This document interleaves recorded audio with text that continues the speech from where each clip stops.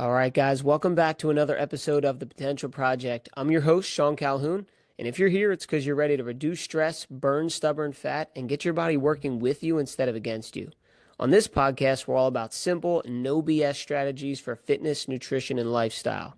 This way, you can feel strong, confident, and in control. I'll give you the tools, mindset shifts, and habits to help you look and feel your best without spending hours in the gym or stressing over every single meal. Now, let's get into it. All right, guys, welcome back. And I am joined here with my co-host, Palmer. And if you're not watching this on video and you're only listening through audio, she is currently sitting on my lap because she wanted some attention, and that is my dog. She is a Maltipoo, and she wanted to be involved in this situation. So here we are. And today's episode, and what we're going to talk about, is based off of a social media post that I made around doing things that were extreme.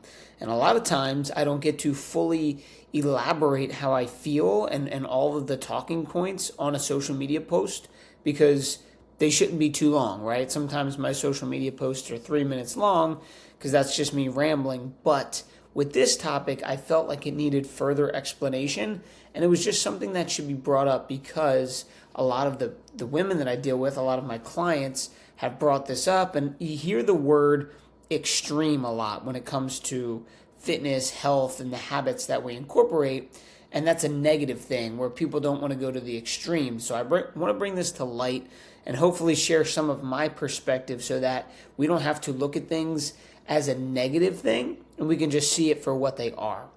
So, some things that you do when it comes to your health and fitness are going to be uncomfortable, right? And if something feels hard right now, that doesn't mean that it's automatically, much for you or not right for you. It might just mean that you're in the early phase of change. So for example, I used like tracking food or doing an elimination diet where you remove some foods out of your diet. Those things are usually deemed as extreme and they're too much for people to handle, when really they might just be uncomfortable for what's your normal standard of being at the moment, and that's okay. If you were to meet someone who was a marathon runner and you asked them what their weekly training regimen looked like, they would be running multiple long distance runs per week, maybe of 10 plus miles. If you're someone who doesn't run at all, talking to them, that's going to seem extreme. But if that's something that they do for a living and they run all the time, running 10 miles might not seem that extreme to them. So what I'm trying to say is some of these things that we're labeling as extreme, they could be, but on the other hand, they also could be something that's just pushing you out of your comfort zone, and you need to label it the right way and have a positive framework towards handling that extreme or handling that habit that you're trying to incorporate so that it can positively benefit you rather than be something that's overwhelming and causes anxiety for you, right? So again, why we label things as extreme is that you have this comfort zone, you have this standard way of living that creates a false sense of what is normal. So if I asked you, hey, inflammatory foods are not beneficial for you, like dairy, alcohol, sugar, and gluten, can you remove them from your diet? And you might say that's extreme. Well, your normal is that you eat those foods on a pretty consistent basis, and that's what your body has gotten used to.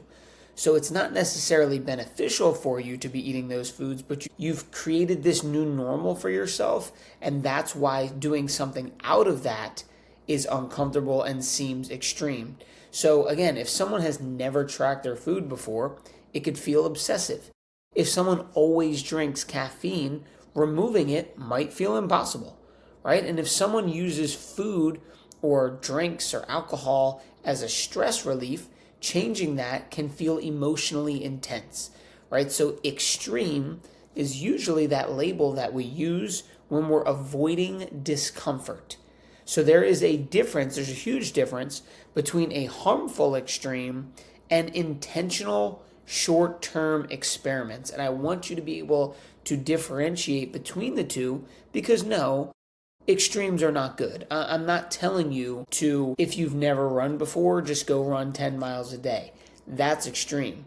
But getting out of your comfort zone, if your goal is to run a marathon, you don't have to go from never running before to running 10 miles a day, but you sure as heck have to get off your couch and start doing some runs, even if it's around the block, right? You have to start somewhere.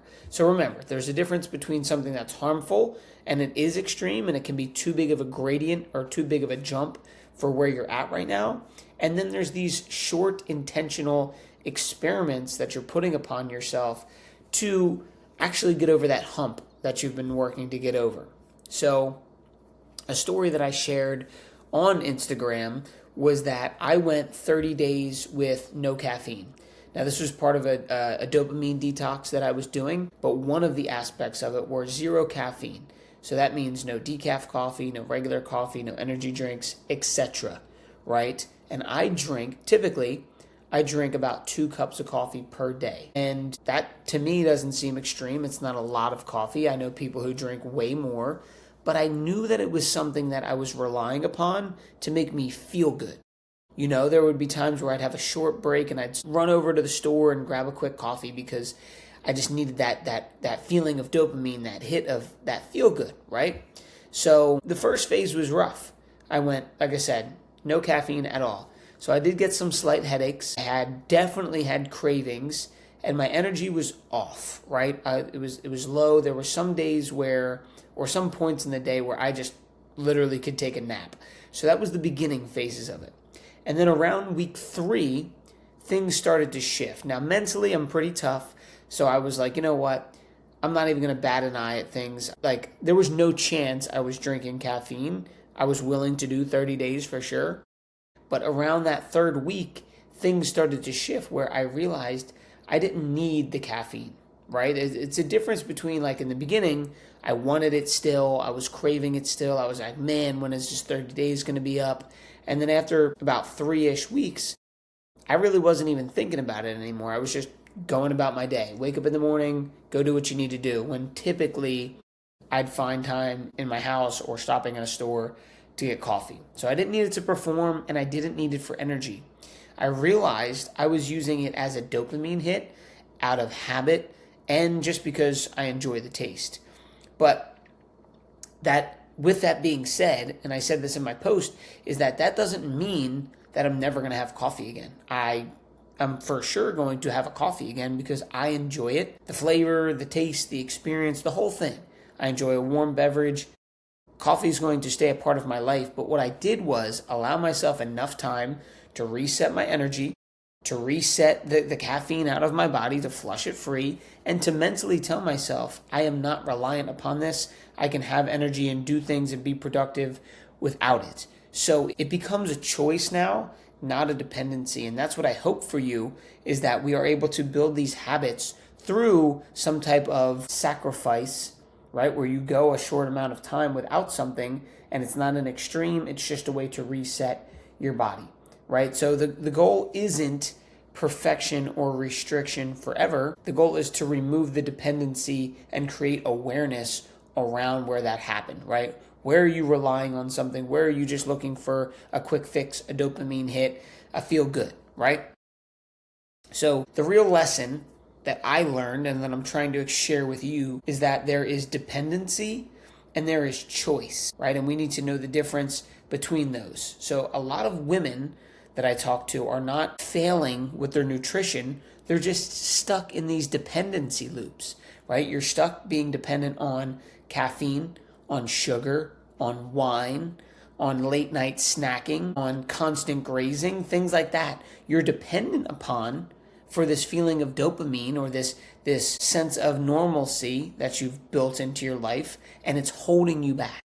And just realize, like for some of those things, right? They might have clicked home for you. This is how you know you're depending on something. When you feel like, I need this, right? If you're getting that feeling of, I need this, that's something that's worth exploring. So for example, with my caffeine, right? I would have clients, and the one morning I remember specifically, I had about 15 minutes in between clients. Now, the coffee shop was not that far from where I was training at the studio, but guess what?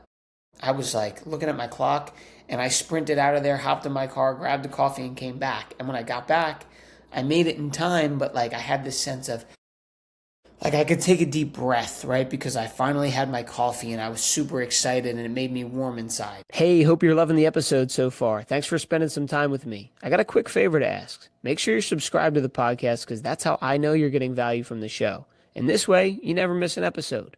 All right, now back to the show. That is a sign of dependency. Like I shouldn't need the coffee to feel that way internally or physically. And that was a big red flag for me. So being aware of those things when you feel like I need this is definitely something that's worth exploring. Now, the analogy that I used in my social media post and that I'm going to reshare here is the plane analogy. So think about a plane on a runway. It's this heavy structure. Planes are huge and it takes a lot of fuel and has to go very, very fast on the runway until it gets to a point at which the wings can turn down and it creates lift and you go into the sky, right? Then it takes a lot of energy and a lot of fuel to get you up to cruising altitude. But once you're at cruising altitude, I'm no, aerospace engineer, but I'm sure it takes a lot less fuel and a lot less energy and effort for it to just cruise on autopilot at cruising altitude than it does to take off, right? Same thing with a rocket. When you see a rocket go off, there's all that fuel burning up and then it finally gets into orbit and it's a lot less energy expenditure to make that happen, right? This is how behavior change works. When you're trying to incorporate a new habit, when you're trying to get over a hump in your health and fitness journey, the behavior change acts the same way. The beginning is the hardest part because you're building momentum. Most people quit on the runway and never experience that cruising altitude effect of what you're trying to build in the first place, right? Think about these habits. Tracking food, that's runway behavior. Elimination period of inflammatory food, that's runway behavior. A new morning routine is runway behavior.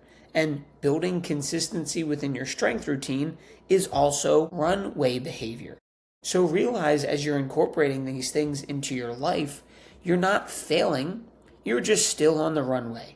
If it feels really tough and you're struggling and you're reaching for some type of quick fix or to maybe stop what you're doing and cut the consistency short, you're still on the runway.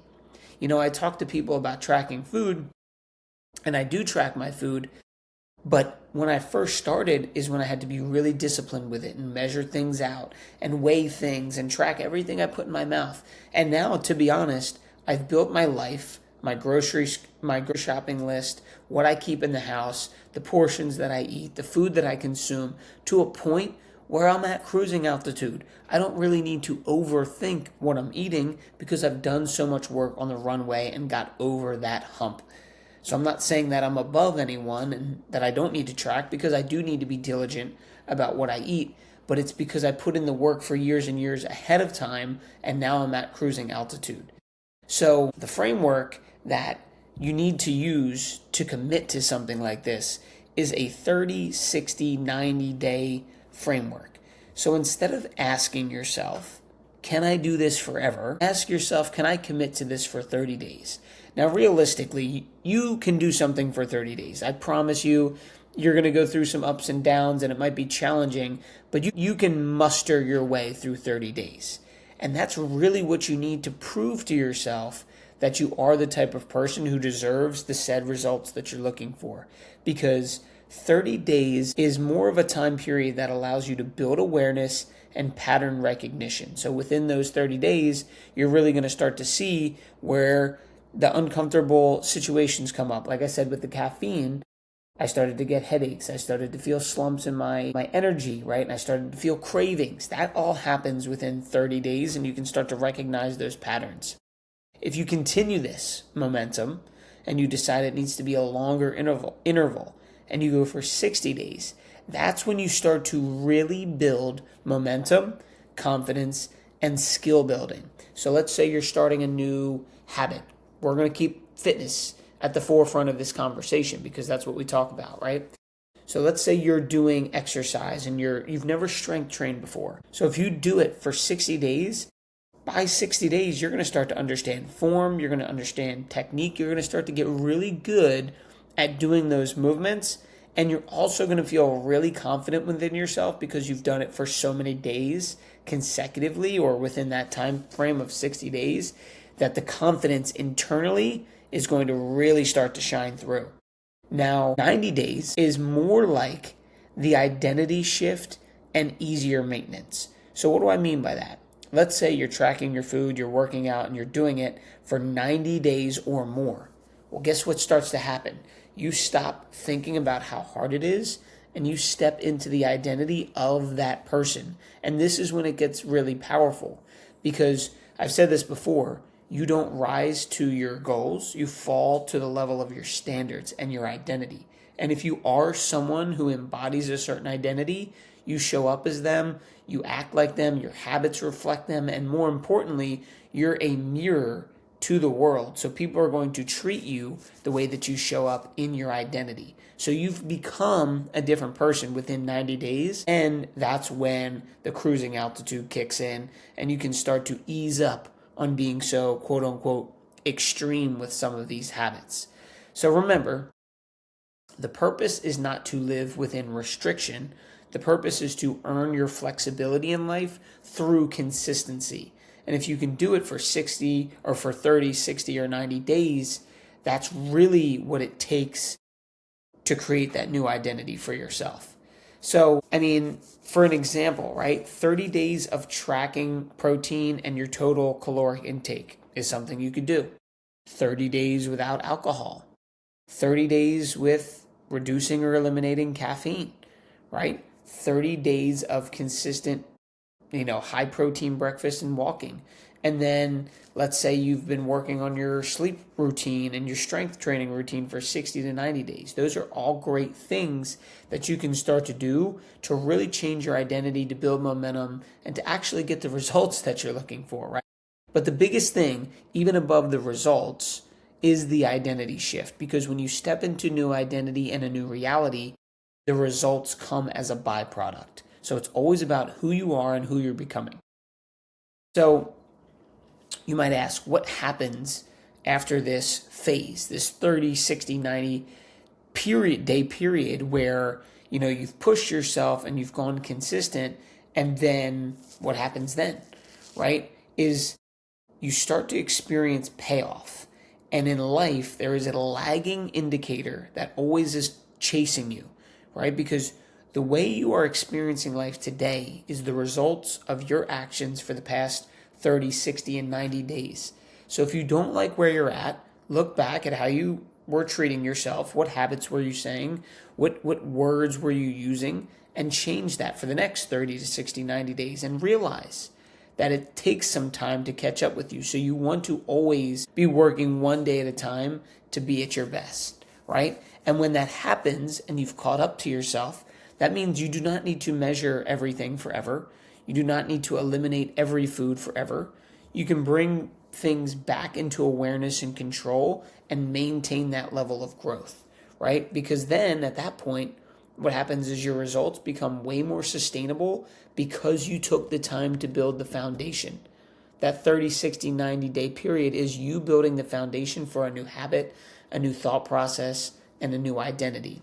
And then you get to enjoy life more because you're no longer in this constant loop of starting over. And that is beautiful, right?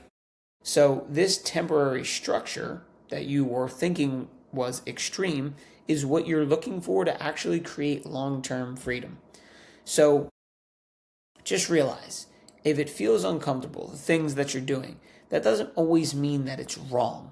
You need to be able to step back, bring some awareness to it, and realize if it is a harmful habit or if it's something that's just uncomfortable. And then what I would suggest is pick one of those runway habits, one of those things that feel uncomfortable, but you just need a lot of fuel and a lot of head of steam to get it going. And just commit to it for 30 days. What do you have to lose? Because you know some of those vices that are holding you back, and you also know some of those things that if you just did it and committed to yourself, you'd probably get the result that you're looking for. And you're probably going to start to build confidence in the identity of that person who you want to become anyway. So that's what I leave you with. If you want to take some action, it would be to commit to one of those things and do it for a 30-day period and look back and see how good you feel once you're done. That's it, guys. I hope you enjoyed this. Please share it with a friend, and I will see you next week. Hey, thanks for spending some time with me on today's episode. I hope you got a ton of value from it. If we're not connected on Instagram yet, let's change that. Hit me up at Sean Calhoun _. That's SEAN Calhoun _. Shoot me a DM. Let me know what you think of the show or if you got any questions about how to level up your health. I'd love to hear from you. Thanks for tuning in. I'll see you on the next episode.